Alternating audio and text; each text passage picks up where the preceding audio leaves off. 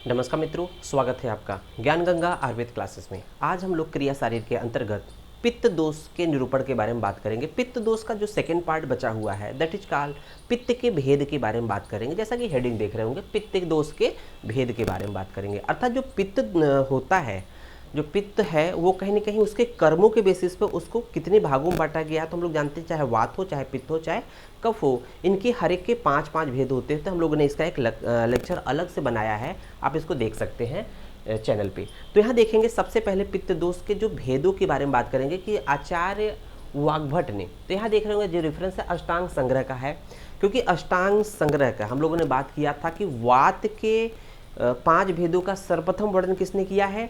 चरक ने किया है। वात के 5 पित्त के 5 भेदों का सर्वप्रथम वर्णन किसने किया है? सुश्रुत ने किया है। और कफ के 5 भेदों का सर्वप्रथम वर्णन वाग्भट ने किया है। लेकिन यहाँ पर क्या है कि जो सुश्रुत ने, देखेंगे यहाँ दो, यहाँ पर 5 मतलब कि पित्त के भेद की बात की है। पहला श्लोक जो है वो संग्रह का है अर्थात वाग्भट का है। दूसरा श्लोक देख रहे होंगे ये आपका सुश्रुत का श्लोक दिख रहा होगा। तो सुश्रुत का श्लोक जब देखते हैं तो उन्होंने डायरेक्ट पित्त के 5 भेदों को एज इट इज रंजक, पाचक इत्यादि इस नाम से नहीं किया है। जब उसके एक एक भेद को वर्णन करते हैं तब उसमें नाम आया है।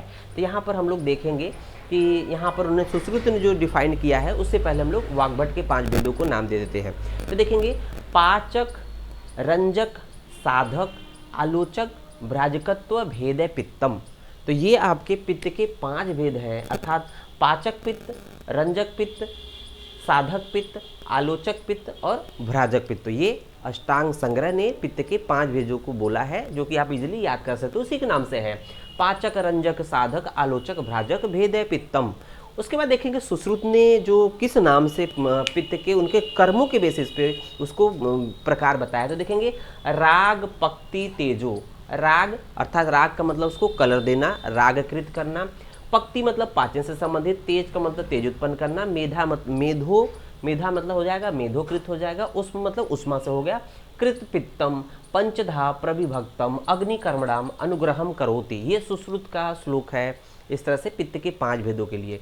तो इसी श्लोक को आचार्य डल्हड़ ने, जो सुश्रुत के टीकाकार थे, उन्होंने अपने मत में क्या कहा, डल्हड़ ने क्या कहा कि राग का मतलब होता है रागकृत, राग का मतलब रागकृत। तो यहाँ पर देखेंगे सब में कृत लगा है।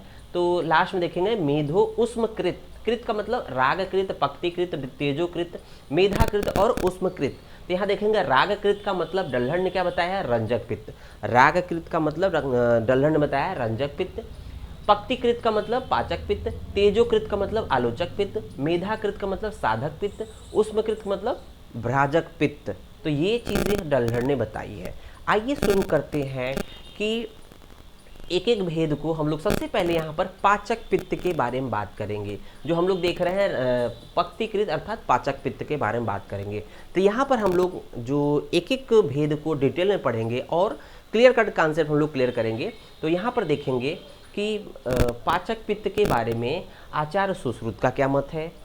उसी से पैरेलल हम देखेंगे कि सारंगधर ने क्या बात रखी इस पाचक पित्त के बारे में, और वाग्भट ने अर्थात अष्टांग संग्रह, अष्टांग हृदय ने क्या बात रखी है। तो सबसे पहले देखेंगे कि आचार्य सुश्रुत का जो मत है, यहाँ देख रहे हैं सुश्रुत सूत्र 21/10 अर्थात सूत्र स्थान के 21वें चैप्टर में उन्होंने एक्सप्लेन किया है। तो एक एक लाइन का हम लोग अर्थ यहाँ लिखे हुए हैं, इसको क्लियर कर लेंगे। देखेंगे तत्च अदृष्ट हेतुकेन, जो ये पित्त होता है विशेषेण पक्व अमाशय मध्य स्थितम। तो यहाँ पर पाचक पित्त का स्थान और कर्म की बात करेंगे। तो जो पाचक पित्त होता है उसका स्थान कहाँ बोला गया है? पक्व अमाशय मध्यस्थ अर्थात पक्वाशय और अमाशय के मध्य बोला गया है। जैसा कि हम लोग एलिमेंट्री कैनाल के स्ट्रक्चर्स को देखते हैं तो वहाँ पर पक्वाशय का मतलब होता है लार्ज इंटेस्टाइन, अमाशय का मतलब होता है स्टमक या उसके ऊपर का रीजन होता है। उन दोनों के बीच में हम लोग देखते हैं कि स्मॉल इंटेस्टाइन का रीजन होता है, जहाँ पर बाइल जूस, पैंक्रियाटिक जूस और गैस्ट्रिक जूस और खुद का जो स्मॉल इंटेस्टाइन के जो भी डाइजेस्टिव जूसेस होते हैं वो सिक्रीट होती हैं। तो उस पूरे रीजन में क्या होता है? पाचक रस होता है और पाचन होता है। इसलिए विशेष रूप से पक्वाशय अमाशय के मध्य आपका पाचक पित्त का स्थान दिया गया है। उसके बाद देखेंगे कि अमाशय पक्वाशय के मध्य में स्थित पित्त क्या कर रहा है? अदृष्ट हेतुकेन। ये किस तरह से उत्पन्न होता है? अदृष्ट मतलब कि ये कह रहा है अदृष्ट हेतुवश उत्पन्न होता है।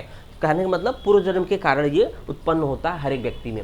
दूसरा देखेंगे कि चतुर्विध अन्नपानम, चतुर्विध अन्नपानम पचती। ये जो पाचक पित्त है, ये जो पित्त की बात कर रहा है, जो पक्वाशय अमाशय के मध्य स्थित पित्त है, अदृष्ट कारणों से उत्पन्न हुआ है, क्या कर रहा है, चतुर्विध अन्नपानम पचती। तो यहाँ देखेंगे पचती, चतुर्विध अन्नपान का पाचन करता है। तो दूसरा पॉइंट देखेंगे कि चतुर्विध अन्न अर्थात अश्रित खादित पीत लीढ़। तो ध्यान रखिएगा, चतुर्विध अन्न के नाम पूछे जाते हैं, कौन कौन से होते हैं, तो अश्रित है, खादित है, पीत है, लीढ़ है, का पाचन करता है। तो कह रहा है चतुर्विध अन्नपानम पचति, एक पॉइंट हो गया। दूसरा पॉइंट हो गया, फिर नेक्स्ट देखेंगे विवेचयति, विवेचयति च। विवेचन का मतलब क्या होता है, विवेचयति या विवेचन का मतलब होता है कि जो भी पाचन के पश्चात जो सार भाग और किट्ट भाग अर्थात जो धातु, आहार रस और मल भाग बना है उसको अलग अलग करना, जो भी चीज़ें हो रही हैं उनको डिफ्रेंशिएट करना, वो काम करता है। ये पित्त का काम है, यही पित्त का काम है जो पक्वाशय अमाशय के मध्य स्थित है। तो यहाँ देख रहे हैं विवेचयति च दोष रस मूत्र पुरुषाणी, अर्थात दोष रस मूत्र पुरुष को पृथक पृथक करता है। तो विवेचन का मतलब अलग अलग करना, पृथक पृथक करना, अर्थात दोष किसके किसको करता है, दोष को, रस को, मूत्र को, पुरुष को। तो इसमें जो दोष की बात कर रहा है उसमें अलग अलग अवस्था पाक की कहेंगे। मधुर अवस्था पाक के समय, मधुर अवस्था पाक के समय कफ की उत्पत्ति होती है, अम्ल अवस्था पाक के समय पित्त की उत्पत्ति होती है, और कटु अवस्था के पाक के समय वात दोष की उत्पत्ति होती है। तो ये दोष की बात हो गई। फिर देखेंगे मूत्र पुरुष तो बनता ही है, किसी भी आहार को खाने पर मल और पुरुष का निर्माण, मूत्र और पुरुष का निर्माण होता ही है। तो इनको क्या करता है, इनको अलग करता है, सेपरेट करता है, साथ ही साथ आहार रस या जो भी ये चीज़ें हैं, रस बन रहा है, रस का मतलब आहार रस से अलग करता है। तो यहाँ रस का मतलब क्या है, दोष का मतलब वात पित्त का डिपेंड करता है किस अवस्था पाक की बात कर रहा है। रस का मतलब आहार रस मलमूत्र को पृथक करता है, क्या कौन करता है, अमाशय पक्वाशय स्थित ये पित्त जो होता है। फिर देखेंगे यहाँ पर नेक्स्ट की बात किया गया है तत्रस्थम एव, तत्रस्थम एव च आत्मशक्तिया। तत्रस्थम मतलब अपने स्थान में रहते हुए। तो देखेंगे अपने क्षेत्र में या अपने स्थान में रहते हुए। तो कहाँ पर, पक्वाशय अमाशय में ही रहते हुए। तो क्या हुआ है, तत्रस्थम एव अर्थात अपने क्षेत्र या अपने स्थान में रहते हुए, च आत्मशक्तिया अपनी शक्ति से, कह रहा है अपने क्षेत्र में रहता हुआ स्वप्रभाव से, अपनी शक्ति से। स्वप्रभाव मतलब आत्मशक्तिया मतलब अपनी शक्ति से, अपने प्रभाव से क्या कर रहा है, शेषाणाम पित्तानाम शरीरस्य च अग्निकर्मम अनुग्रहम करोति। जो शेष 4 पित्त हैं, अर्थात जो अमाशय पक्वाशय के मध्य एक पित्त हो गया, बाकी जो शेष 4 पित्त हैं उस चारों पित्त को अमाशय पक्वाशय के मध्य जो स्थित पित्त है वो क्या कर रहा है, वो कर रहा है कि अपने क्षेत्र में रहता हुआ स्वप्रभाव से शेष पित्त को सामर्थ्य प्रदान करता था, शक्ति प्रदान करता था, बल प्रदान करता है। तो ये कह रहा है कि ये जो अमाशय पक्वाशय मध्य स्थित जिसको हम लोग पाचक पित्त बाद में कहेंगे, वो क्या करता है कि शेष चारों पित्त को क्या करता है कि उनको सामर्थ्य या शक्ति प्रदान करता है, बल प्रदान करता है। उसके बाद देखेंगे क्या कर रहा है कि तस्मिन पित्ते, उस पित्त को सुश्रुत ने नाम क्या दिया, ये ज़्यादा इंपॉर्टेंट है। तस्मिन पित्ते पाचको, जो कि पाचन का काम कर रहा है, अग्नि रीति संज्ञा, उस पित्त को क्या कर रहे हैं, यह उस पित्त को पाचक अग्नि नाम से प्रदान किया गया है। तो सुश्रुत ने यहाँ पर पाचक पित्त न कह के पाचक अग्नि का नाम दिया है, पाचक पित्त को पाचक अग्नि का नाम दिया है। तो यहाँ देखेंगे क्लियर कट उन्होंने कहा है कि तस्मिन पित्ते पाचको अग्निरीति संज्ञा, अर्थात उस पित्त को पाचक पित्त नाम प्रदान किया गया है। तो ये बात हम लोगों ने क्लियर कर लिया। तो आप यहाँ देखेंगे उसके बाद ये तो सुश्रुत ने कह लिया। अब आइए देखते हैं कि सुश्रुत का जो काल था, सुश्रुत का काल कौन सा था, 4वीं शताब्दी थी। अब आइए देखते हैं कि हम लोग सारंगधर की बात करते हैं। तो सारंगधर ने क्या बोला है, उन्होंने देखा थोड़ा सा स्पेसिफिक पॉइंट बोला है, अग्नाशय। तो यहाँ देख रहे होंगे जो स्थान बोला है अग्नाशय है। तो अग्नाशय क्या है, इसको हम लोग पैंक्रियाज कह सकते हैं, ये पैंक्रियाज से कोरिलेट होता है,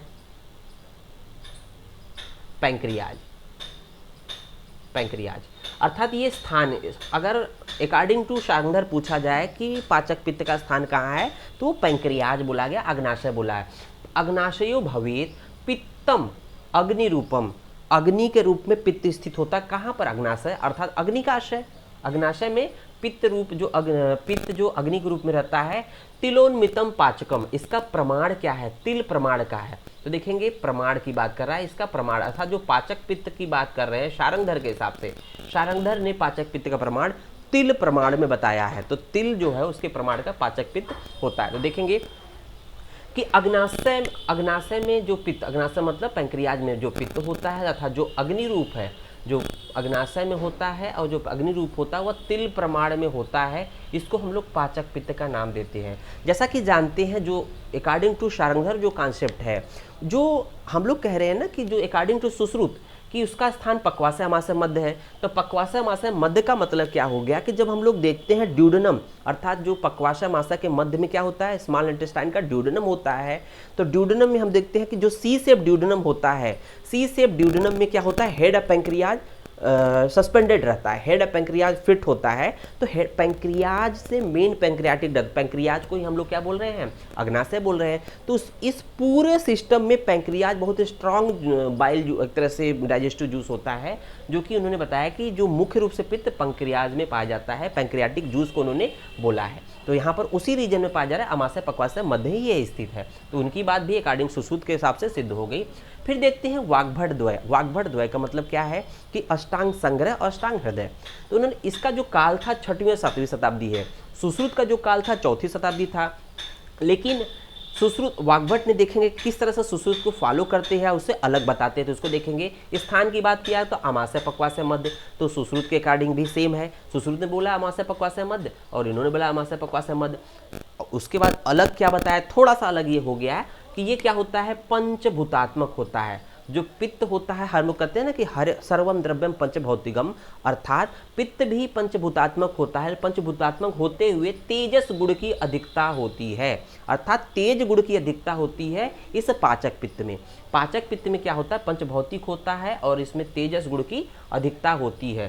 साथ ही साथ देखेंगे जलीय गुण के क्षीण होने पर, जलीय गुण इसमें क्षीण होता है, क्योंकि हम लोग देखते हैं पित्त का किस रूप में, जैसे बाइल की बात करें, डाइजेस्टिव जूसेस की बात करेंगे, तो उसमें अग्नि के साथ साथ क्या होता है, कुछ द्रव जलीय गुण होता है, अर्थात द्रवता होती है, लिक्विड रूप में होता है। लेकिन क्या कर रहा है कि जलीय गुण के क्षीण होने पर यह द्रवता को छोड़कर, अपने लिक्विड जो इसका नेचर होता है उसको छोड़कर पाचन आदि क्रियाएं करने के कारण पाचक पित्त नाम से जाना जाता है। तो कहीं न कहीं सुश्रुत की ही बात को ये भी कर रहे हैं, लेकिन उन्होंने क्या कहा, पंचभूतात्मक होता है, तेज गुण की प्रधानता होती है। फिर देखेंगे पाचक पित्त क्लेद एवं वायु।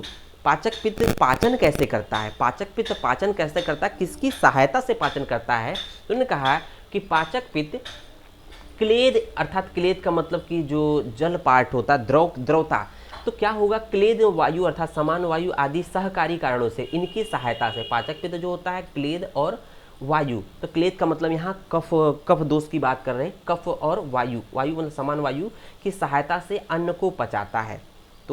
तो क्लेद का मतलब किसी भी अन्न को जब खाते हैं तो उसको क्लीनता उत्पन्न करना, उसको ब्रेक होने से पहले क्या होगा कि उसमें क्लेद अर्थात उसको गीला करेंगे, उसको नरम करेंगे, तब उसका पाचन होता है। उसके वायु को मतलब समान वायु, जो समान वायु क्या करता है, पाचकाग्नि को, जठराग्नि को बढ़ाती है। तो हम लोगों ने वायु के भेद में देखा था, आदि सहकारी कारणों से अन्न को पचाता है। जब अन्न का पाचन हो जाएगा तो ऐसा बात हम लोग सुश्रुत भी बोल रहे थे कि ये अन्न को पचाता है। पचाने के बाद क्या करेगा, सार एवं किट्ट भाग का विवेचन करेगा। तो यहाँ पर भी देख रहे थे कि दोष, सार का मतलब आहार रस और किट्ट मतलब मल भाग। तो यहाँ पर देखेंगे कि सार मतलब आहार रस और बाकी ये दोष मूत्र पुरुष ये मल भाग है। तो इनको क्या करता है, पृथक पृथक करता है। तो यही कह रहा है वाग्भट भी यही बात कर रहे हैं, सार एवं किट्ट को विवेचन करता है, इनको अलग अलग करता है। ये काम पाचक पित्त का है। फिर देखेंगे अपने स्थान में रहते हुए, अपने स्थान में रहते हुए शेष 4 पित्तों को अनुग्रहित करता है या बल प्रदान करता है। तो यही बात सुश्रुत भी बोलते हैं कि अपने क्षेत्र में रहता हुआ स्वप्रभाव से पित्त को सामर्थ्य प्रदान करता है। तो जो बात सुश्रुत ने बोली है वही बात जो है वाग्भट ने भी बोली है। थोड़ी सी अंतर उन्होंने कह दिया कि पित्त जो है पंचभूतात्मक होता है, उसमें तेज महाभूत की प्रधानता होती है। जब उसका जलीय गुण क्षीण होता है तब वो पाचन का कार्य करता है। तो इस तरह से हम लोगों ने पाचक पित्त या सुश्रुत ने जिसको पाचक अग्नि का नाम दिया। तो यहाँ पर देख रहे होंगे कि अग्नि और पित्त, अग्नि और पित्त का कॉन्सेप्ट आया कि जो अग्नि होती है, सुश्रुत ने पाचकाग्नि न कह के पाचक पित्त न कह के पाचकाग्नि कहा है। तो उन्होंने थोड़ा सा अलग कहा है। बट जब अन्य आचार्यों की बात करते हैं तो वो लोग बोलते हैं कि नहीं, अग्नि जो होती है पित्त में ही आश्रित होती है, जो कि पाचन का काम करती है। तो यहाँ पर हम लोग देख रहे होंगे, यहाँ पर इस तरह से बात कही गई है। तो बात समझ में आई होगी। तो चैनल को सब्सक्राइब जरूर करिए, साथ ही साथ शेयर और लाइक जरूर किया। धन्यवाद।